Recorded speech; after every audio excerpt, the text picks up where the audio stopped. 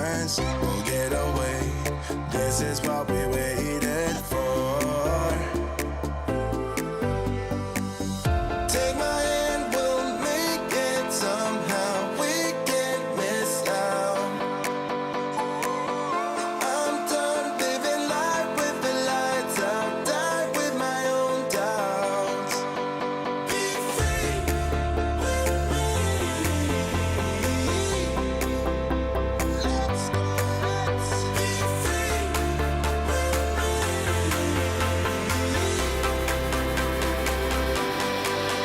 Be free.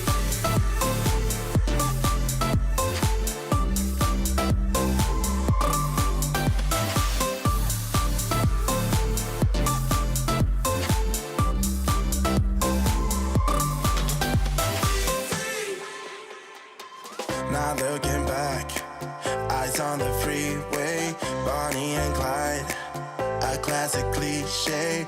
We're on the run, this is what we waited for. Take my hand, we'll make it somehow. We can't miss out. I'm done living life with the lights out. Die with my own doubts. Be free.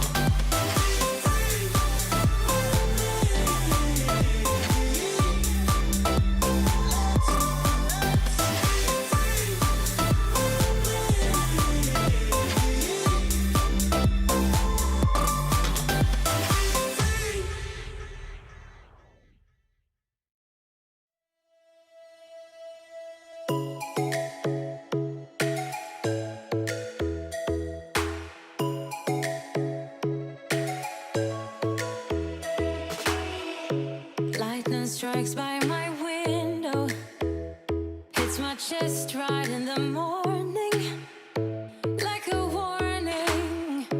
Could have slept here for days. I felt your heartbeat, felt your mouth breathe, but it's not real. We were close to see the sun, but clouds got in our way, and so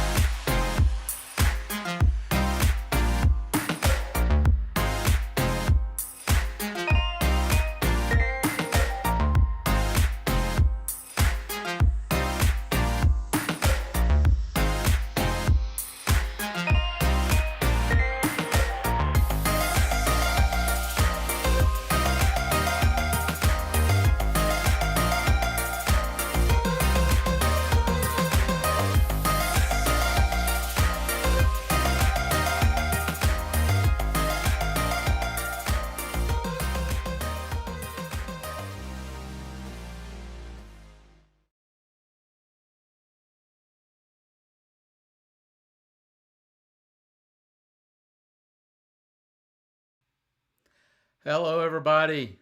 Welcome to One Word on Monday night. Normally, we're doing this on Sunday night, but I had a little bit of a packed weekend and couldn't quite pull it off last night, so decided to do it on Monday.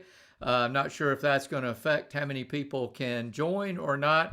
In fact, if you're watching, perhaps you could put in the comments whether you prefer Monday night or Sunday night. That might help me going forward. I've got a little bit of a conflict next Sunday, so we'll see how that goes. I will try to post to let you know if there's a change and so forth. So this is the night that we get together and we call it One Word. It's basically where we come together and we talk about one word for the week. Out of all the chaos in the world, all the craziness in the world, we don't need more stuff to deal with. So we carve it down to say, hey, what's one word that we could focus on, make us a better leader, make us really a better person, perhaps to live with, if we could figure out how to navigate just that one simple word each week. Now, sometimes it's not as simple. It is one word, but it's not simple to navigate, and that's our goal, is to really just try to talk through some of that and figure out how to put a spotlight on it. All right, so the word for tonight, I posted it on all the social media, so you know what it is, but we're talking about uncertainty. Now, I don't know any time in my life, and I feel like you could probably say the same thing, where you've experienced this amount of uncertainty in our world. I mean, for what has happened with COVID and everything over the past 4 months, it's just been uncertainty, one thing after the other. Now, not to say that our world hasn't dealt with problems, but usually a problem happens and we're quick to come up with a resolution and a solution. And I don't think I've ever seen the news media or our government or just leadership in general trying to figure out what to do. Because there's really no answer. There's no solution to say, oh, yeah, this is how you resolve this. Every day is different. Every day it feels like you have to sort of evaluate what happened the previous day and make a decision about what happens the next day. And so it's a time of uncertainty. And so why are we talking about this? Well, take a look at this quote. There's nothing certain but the uncertain, right? I mean, it's just the way we live our lives. And it's not just COVID. It's not just what's happened in the past 4 months. We've all experienced a time of uncertainty in our life, a time where something happened and we just were unsure. Perhaps we were unsure about next steps. We were unsure about what to do to move forward. For me, probably the biggest amount of uncertainty came several years ago when my oldest daughter Reagan was a senior in college, and I remember taking her to the doctor. She'd had some medical stuff going on. We were trying to figure it out. We thought it was just maybe a flu bug or a cold, and we found out that she had Hodgkin's lymphoma, which is cancer. And so it's the first time as a parent to think about the C word for a child. For me, I tend to be a strategy guy. In other words, if there's a problem, I quick to lay out, okay, here's the solution, here's what we want to do, here's how we want to handle this. And during this time of Reagan's cancer, it was the first time probably in my life that I felt a sense of uncertainty. I really didn't know what to do. I didn't know how to map out. I couldn't see the end zone. I couldn't see the finish line. And finally, until I just came to the resolve of saying, you know what, I can only take a step. I'll take one step, get some clarity, take another step, get some clarity. And I don't think I saw the finish line until maybe her last chemo treatment, and we began to try to celebrate a little bit of her being cancer-free. It did come back a few years later, and the same thing. We navigated that, and I wanted to understand it. I wanted to know exactly how things would play out. And the doctor said, we can't tell you that. I mean, we can't tell you A is going to lead to B is going to lead to C. You may have to pivot. We may have to navigate a little bit different. A life of uncertainty. We've all had those experiences. Now, here's what uncertainty will do. All right. I want you to look at this. Uncertainty, for the biggest part, will paralyze you, right? It can paralyze you. It can cause you to feel helpless. It can cause you to feel like, what do I do? Do I act or do I not act? Do I wait and get more information, or am I waiting too long and the decision that I should make passes me by? And so it's a fine line between the fear, the helplessness of feeling like you're going to make a wrong decision. So what do you do? And that's what, I think there's a whole long list. I wrote down this afternoon a list of things that a sense of uncertainty, a time of a season of uncertainty would do. But the one that came to the top of the list more than anything was just this idea of paralysis, just that it can paralyze us into knowing what the right decision, what the right action should be. So here's what I want you to do. Take a second and post a comment and just maybe answer this question. How do you deal with uncertainty? In other words, how do you deal with it? Do you have a plan? If you do, certainly post that. I'd love to know, and I know others would love to see that as well. But when uncertainty comes your way, what's your normal action? What kind of what posture do you take? In other words, how do you react to it? Share a little bit of that if you would. Now, here's what I want to do. I want to go through and give you some tips to perhaps help you with that paralysis. So when you're in a season of uncertainty, whether it's the uncertainty of times now. I know a lot of the businesses that I work with, every day they're trying to navigate, they're trying to understand, what does tomorrow bring, and should we pivot? Should we stay doing what we're doing, and so forth? And so I put together, I think it's 7, if I remember correctly, 7 tips tonight of how to navigate this sea of uncertainty that might be happening in your life, either now or maybe happening in the future. So let's jump in. Number 1, first thing we want to do in a time of uncertainty is communicate. All right? I mean, the worst thing you can do, I've seen situations where there's uncertain times, there's confusion, and leaders decide not to say anything. In other words, it's, I don't know what to say, so I just don't say anything. And so that just leads to more confusion.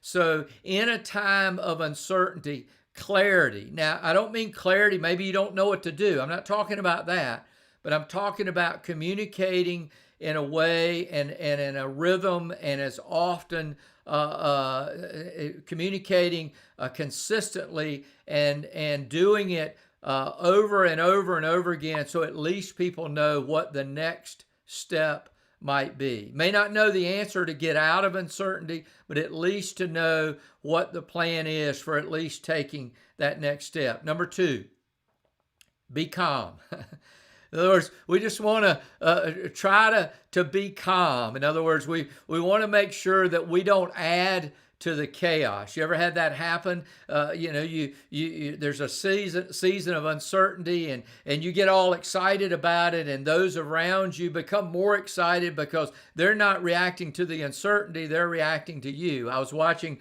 a show recently on TV, and it's kind of a series, and it just happened to be a scene of this lady, and she had hopped on this horse, and she had never ridden a horse before, and the trainer was out there, and the horse bucked her off, and then she climbed back up. She was determined, and she said, I don't understand why this is happening. And the trainer said, what are you thinking right now?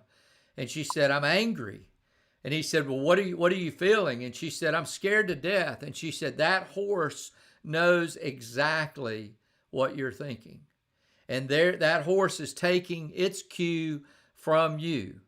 So believe it or not, that's what your team, no matter how you try to hide it, you want to be calm because those around you, your family, your team, they're taking their cues from you. So be calm. Number 3, it's okay to say, I don't know.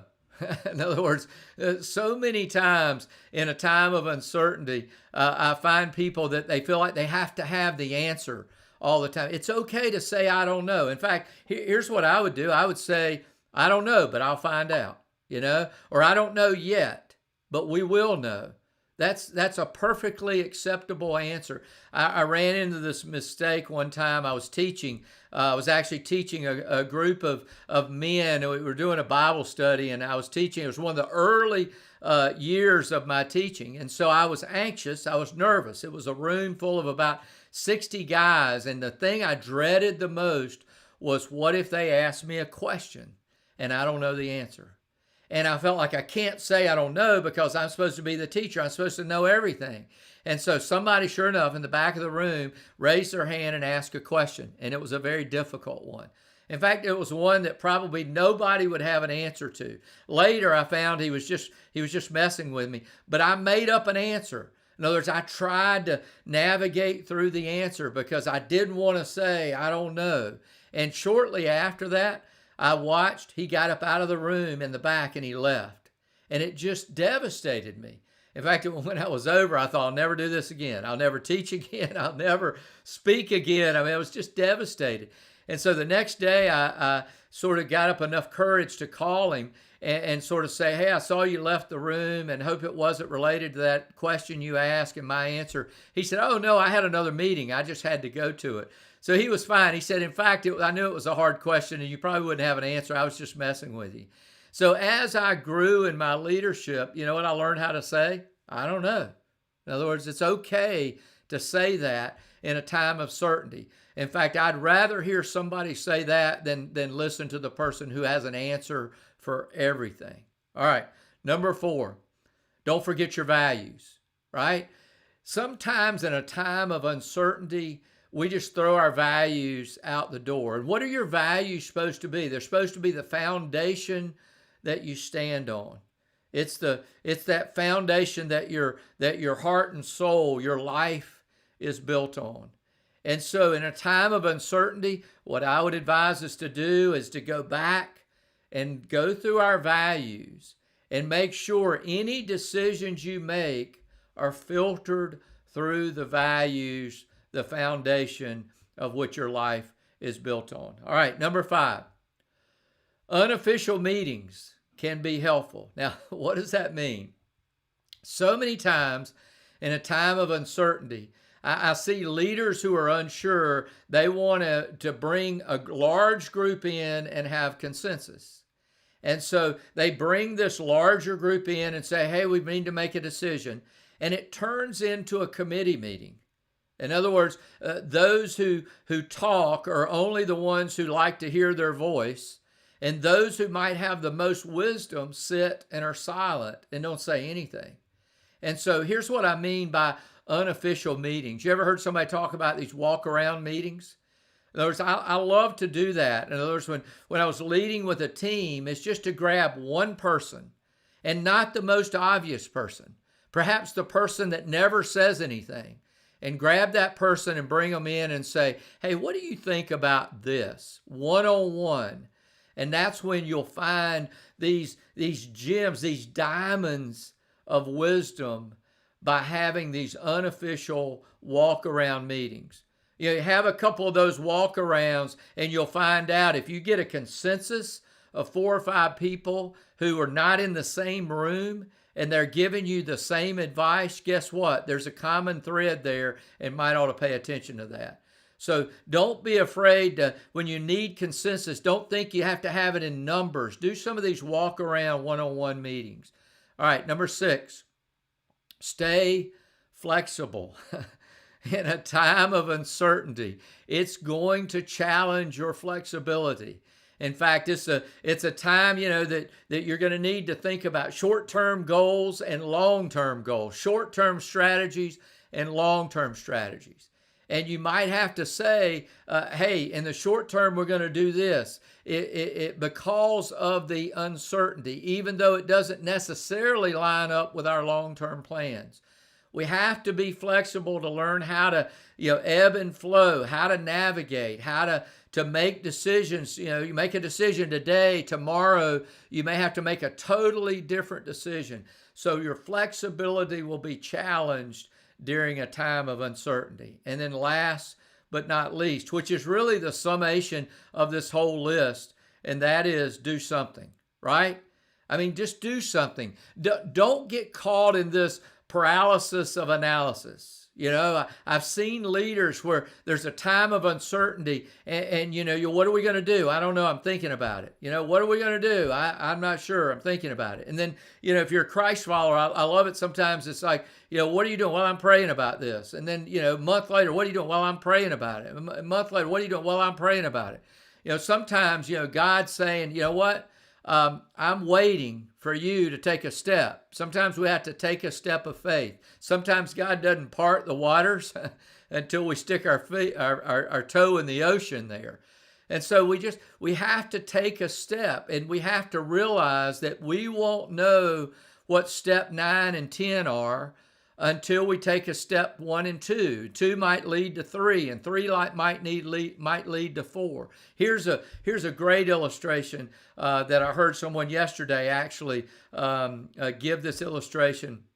Said if you're driving a car in pitch dark down a road you've never driven, and it's pitch dark, there are no lights except for the headlights of your car, how do you know where that road ends? Or how do you know where the next turn in that road is?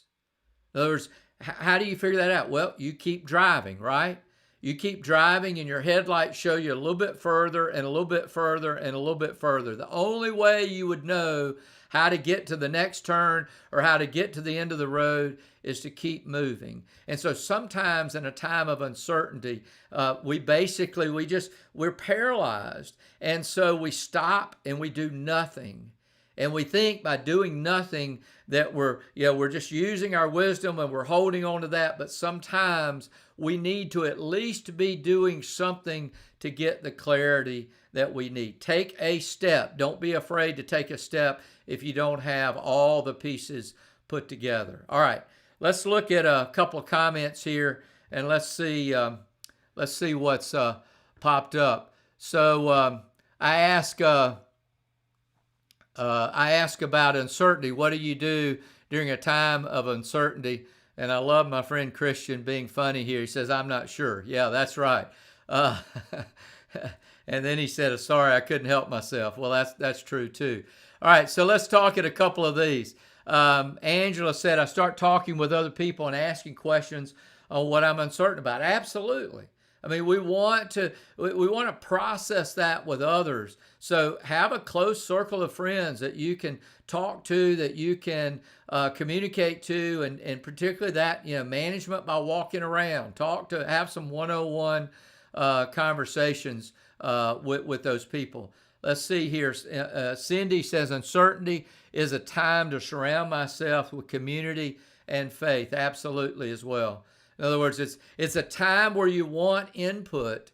You don't want to feel like, because if you're in a time of uncertainty and you put yourself in a bubble of one, it can be a lonely, lonely place. And you start to have those imaginary conversations in your head, and those are never helpful, right? I mean, it's never helpful to just sit there and talk to yourself and try to talk through and process really what you should do. All right, so that's kind of it on uncertainty. I want to leave you though with this final quote that it really sums up our night together here, and here it is. It basically says, it's how we embrace the uncertainty in our lives that leads to the great transformations of our souls. Isn't that true? I mean, have you known leaders that led well during uncertain times? And what did they do? I love this word, embrace. When we embrace uncertainty and we're willing to embrace it and navigate through it, it's what leads to that transformation that can certainly take place, influence, make its mark on us, our heart and our soul, and hopefully make a mark on those that we either manage or lead, or family or friends, those that we have the ability to influence. All right. Thank you guys for hanging with me tonight on this Monday night, and I'll keep you posted about next Sunday. I'm perhaps struggling with either Sunday and Monday next week, and so if we miss a week, I'll let you know. But I really appreciate those of you who show up and your faithfulness, and share the link if you want. See if we can get some more people to join us on Sunday night. But have a good week. Remember, if you're dealing with uncertainty this week, embrace it, as the quote says, and make sure that kind of follow those steps, embrace it, and make sure that you at least do something. And remember, one step leads to another and perhaps provides the clarity that you need and provides